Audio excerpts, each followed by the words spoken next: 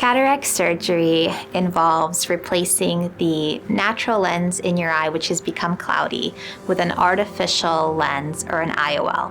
For the most part, we do one eye at a time. The eye is dilated, numbed, cleaned, and draped, and then we do the process of cataract surgery.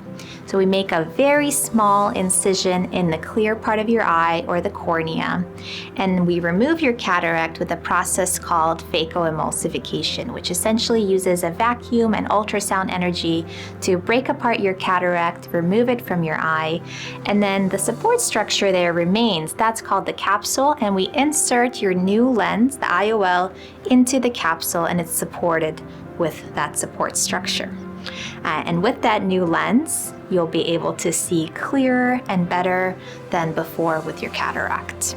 Most patients will follow up 1 day after cataract surgery, then 1 week, then 1 month, and it's usually at that 1 month visit that we'll prescribe you glasses.